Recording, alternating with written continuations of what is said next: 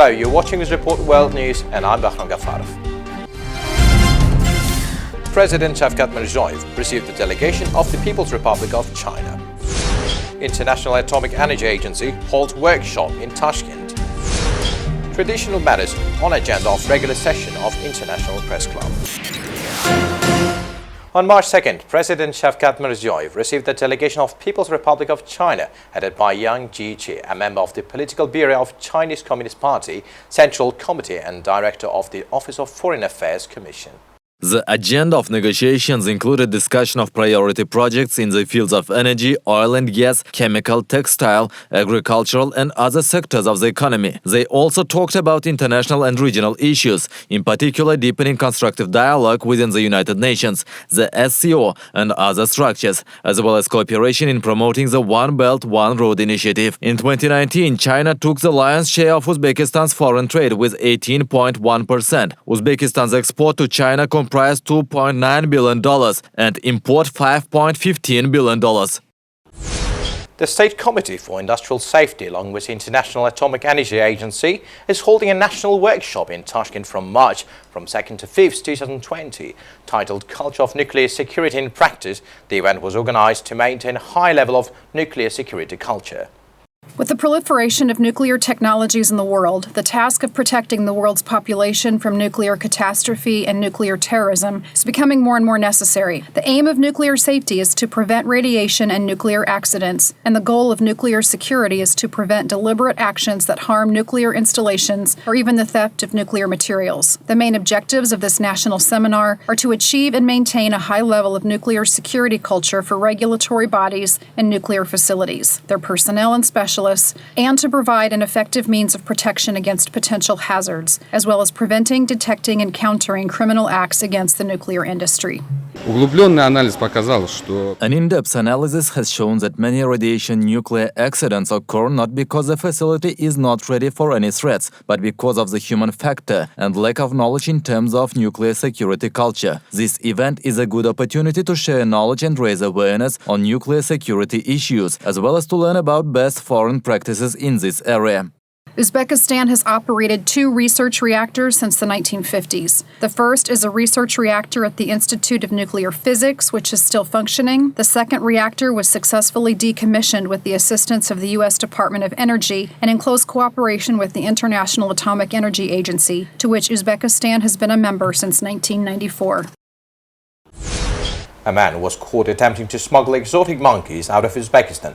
The driver of Lexus was noticeably nervous when crossing the border post between Uzbekistan and Tajikistan. His suspicious behavior drew the attention of the customs staff. When the vehicle was inspected, a white-handed gibbon and 6 Javanese macacos were found hidden in the car. White-handed gibbons are one of the most well-known primate species and are often found in zoos across the world. Included on the endangered species list, these animals are often targeted for their meat or exotic pet trade. It was estimated that the value of seized animals was approximately $10,500. All primates have been transferred to the Tashkent Zoo for rehabilitation. In Kyrgyzstan, 3 people have been arrested on suspected links with the banned organization Hizb ut-Tahrir.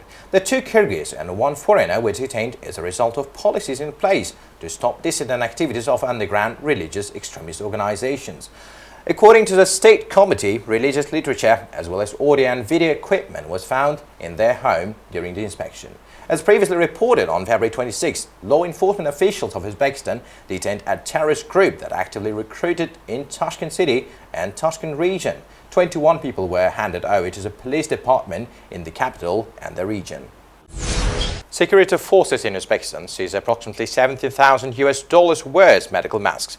During the operations conducted by the Department for Combating Smuggling and Customs Offences revealed a large quantity of medical masks illegally stored without mandatory certificate of compliance. It was established that the detected product was being prepared for further resale abroad. Uzbekistan's ambassador to the Benelux countries is planning to chair a hot-hit delegation in October. Dilyar Hakimov discussed the matter with the Dutch-Turkish Business Association chair Hikmat Gürçoglu. The purpose of the upcoming visit is to identify potential projects across a range of socio-economic sectors. HOTIAD has been helping Dutch companies to set up businesses in Turkey. The association organizes seminars, meetings, and lectures and invites politicians and CEOs as keynote speakers. It has also been training young entrepreneurs in the basics of Dutch business. Its most notable events include forums and summits involving the two countries' most eminent officials and business leaders. With the rapid development of modern medicine, is there room for traditional medicine? Doctors have long treated people with the help of decoctions of various herbs, but for the past 100 years, modern medicine has been in the forefront. Whether folk medicine is needed in the 21st century, if it can be trusted, and what harm an unqualified healer can do to a patient are all issues that were discussed at the regular session of the International Press Club. During the October Revolution of 1917, the USSR passed a law banning traditional medicine. However, healers were still practicing underground until August 29, 1996. On this day, Uzbekistan opted the law on public health, which allows the use of traditional medicine for the treatment of diseases. The previous law completely prohibited the use of traditional medicine. For more than half a century, there was a ban on herbal treatments and the use of natural remedies. Because of this, we have lost centuries-long experiences. To date, the only reliable book of traditional medicine is Avicenna's Canon of Medicine, and we must save this legacy for our future generations. In 134 countries, doctors and healers work together to heal their patients. However, in Uzbekistan, many doctors do not trust traditional medicine and consider it old school. The Ministry of Health is doing a lot of work for the two methods to work together. In addition, we have departments of traditional medicine in universities and special subjects. Traditional medicine has many beneficial methods for healing diseases. For example, if you catch a cold, it's recommended to drink tea with lemon or raspberry. But there are a few practices that are detrimental to the patient's health. For example, tying a wound with cobwebs or wiping a sore throat with kerosene, both of which cause more harm than good. What is the reason for such negligent behavior of the healers towards their patients? The first reason is the lack of qualification of 80% of healers. The second one is money. Healers are only interested in the financial gain, which is already a fraud. This means that instead of treating patients, they cripple them. We have developed a training program for those who want to treat people. The press club participants were unanimous in their opinion that healers and doctors must work in tandem, as both traditional and modern medicine have much to offer each other despite their differences. 4 charter flights will be arranged to evacuate Uzbek citizens from Seoul before the end of this month. This was reported on the press service of the Ministry of Foreign Affairs of Uzbekistan. Earlier, Uzbekistan Airways flight carrying 182 Uzbek citizens on board arrived from Seoul at Tashkent airport. All passengers have been placed on a 14-day quarantine. The same measure will be applied to all passengers of further flights.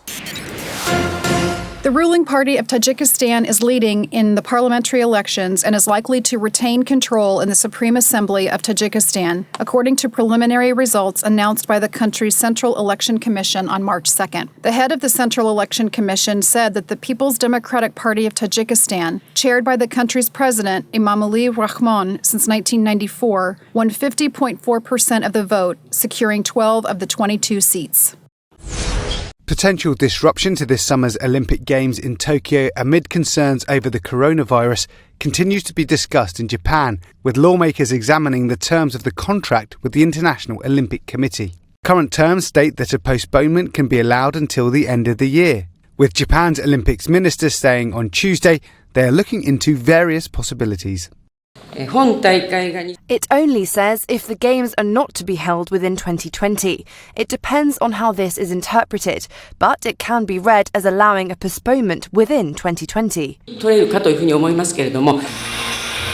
However, Japan's government and host city were still committed to hosting the Games, due to begin on July 24th.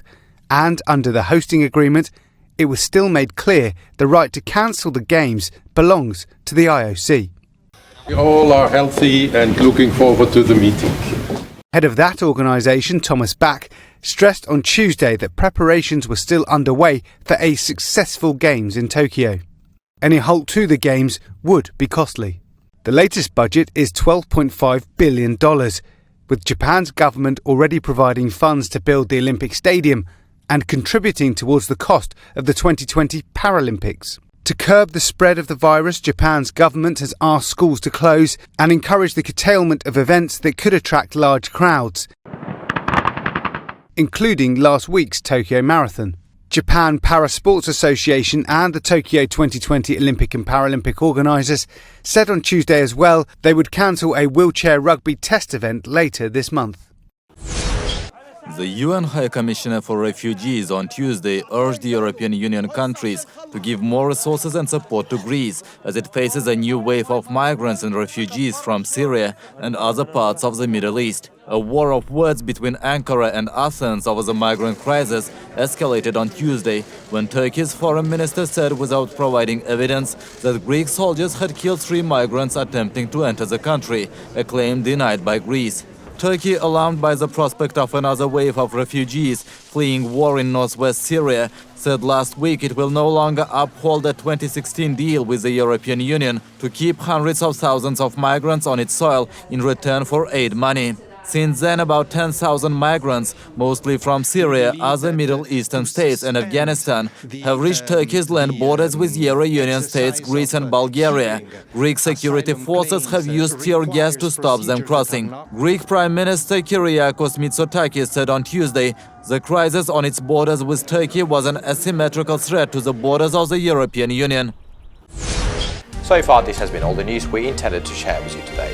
Goodbye.